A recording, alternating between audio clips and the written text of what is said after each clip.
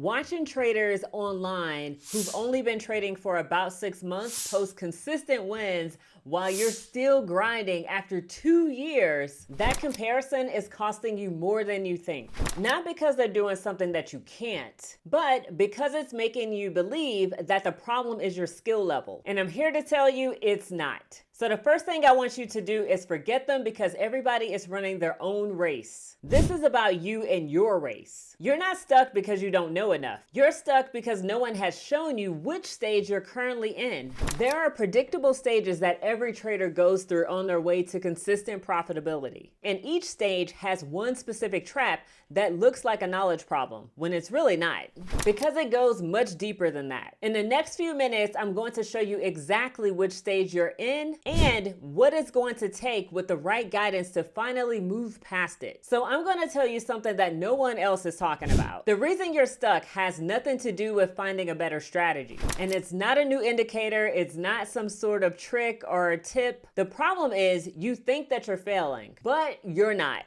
You're just misreading the stage of where you are currently in your journey. And trading is a journey with predictable steps. And each step or stage has its own unique trap. Most trading advice tries to fix the surface level mistakes. It tells you to stop revenge trading, but we are going to go deeper in this video. We won't just fix your mistakes. We're going to diagnose the stage that you're currently in your trading journey. This is how you gain clarity. And once you see it, you can't unsee it. And then you'll stop asking, what should I do? And you'll start asking, what am I missing about my current stage? So let's start with the first wall that most traders hit. I call it the identity stage. In this stage, the hidden truth is you care more about being right than actually making money. And I know this one personally. And early in my trading, I mostly traded companies that I knew and loved. These are companies that I had invested in for years. And I brought that long-term investor mindset to the short-term trading world. And the stock would dip and I would think, it's a great company, it has to come back. And my internal conversation with myself was always full of hope that, oh yeah, it'll turn around. It's just a little slow right now. It'll pick back up. Let me just give it a little bit more room. Or yes, earnings is tomorrow or it's coming up. It's going to bounce back. How many times have you had that conversation with yourself? But that hope for me was a trap. And you're probably feeling the exact same thing. Because sometimes my stop loss would get hit and then the price would turn around, but it would be moving without me. And that memory is what kept me from making the same mistake again. I had to learn that just because it happens sometimes doesn't mean that it will happen all the time. And in reality, it would have been so much easier just to exit the position. It would have been way less stress. And then I could have hopped back into the trade later if the trade idea was still valid. My ego was tied to being right about the company, right about the direction, and right about the trade. I had to learn to protect my money instead of my opinion. Staying in this stage costs you your capital. And unfortunately, you bleed out slowly, one hopeful trade at a time, until there's nothing left in your account to trade. And you know that you're moving past this stage when you take a small, quick loss and it still feels like a win. It sucks to finalize the loss, but you realize that that capital is now free and you can put that into a new trade with a higher probability of working out. So let's get real specific here. Ask yourself this. 1, when you lose a trade, is your first thought, I was wrong? If so, that means that your ego is still in charge. The goal isn't to be right. The goal is to run your trading system. And number 2, do you get emotionally attached to the companies that you trade or the markets that you trade? This is a sign that you're bringing an investor mindset to a trader's game. They are not the same, even though they do have some similarities. And 3, have you ever moved your stop loss just because you couldn't stand the idea of being wrong? This is the clearest sign of all. You're protecting your feelings instead of your account. And if you felt any of those things as we went through those questions, you might be at the identity stage. So this next stage is where many traders get stuck for years. It's called the structure gap. Here, the hidden truth is you think that more information is the answer, but what you really need is a system. And when I first started trading, I was glued to YouTube. And looking back, it was mostly just for entertainment. I'd see traders making thousands of dollars in minutes, and it was so exciting to me because I had never seen anything like that. And I wanted that life. I wanted to make money that fast. But I didn't understand the context. I didn't know why they were hitting the buy or sell button at that exact moment. And it wasn't until years later, after I got mentorship, that I finally understood what was actually happening. I remember that first time that I was on a live call with my mentor. I had asked a question about a trade that had went wrong, and he told me exactly where I went wrong in that trade and how to fix it.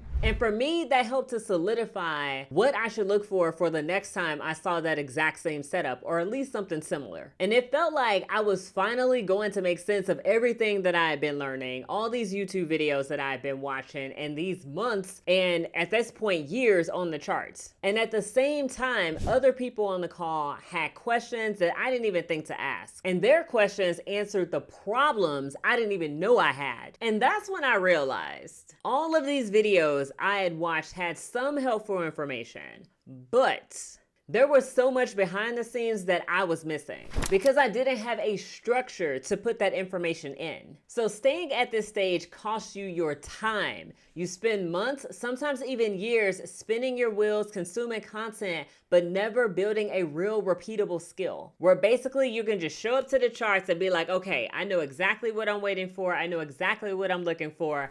And boom, here's my entry.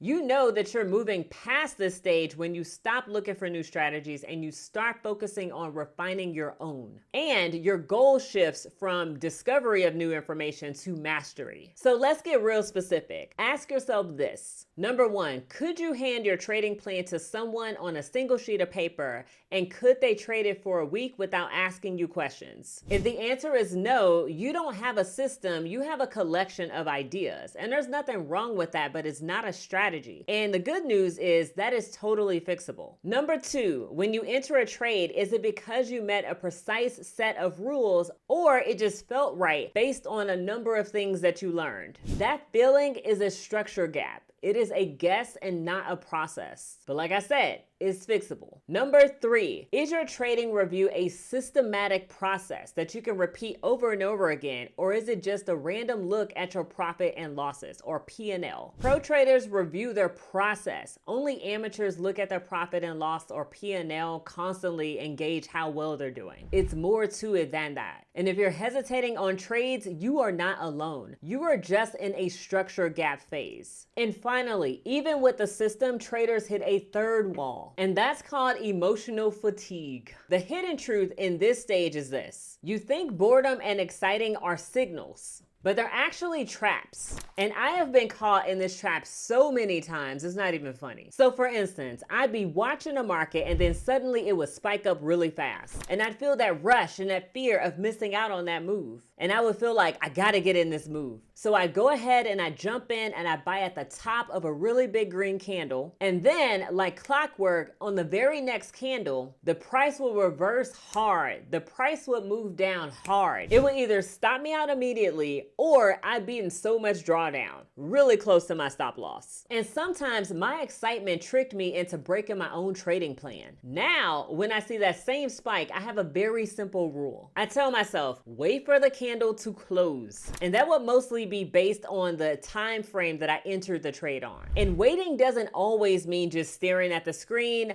looking at the candles move. Sometimes it does, because I do like to see how the candle unfolds. But sometimes I literally just walk away from my computer for a couple of minutes. Or sometimes I would set a timer for when the candle is about to close, just right before, and then I come back to the charts at that point. And that's especially helpful if I'm doing other things like creating these YouTube videos. But often that candle will spike up, only to close with a long rejection wick at the top. And that next candle will be a huge bearish candle. And this is obviously something you don't want to see when you're trying to take a buy. So learning to sit and do nothing during those spikes feels a little crazy at first, but eventually you will calm down. You will see it and be like, okay, let me wait for the candle to close, and then I'll take some actions if I need to. So staying at this stage costs you your profits. You do the hard work of following your system only to give all of it back in a single moment of impatience or just feeling FOMO inside of the markets.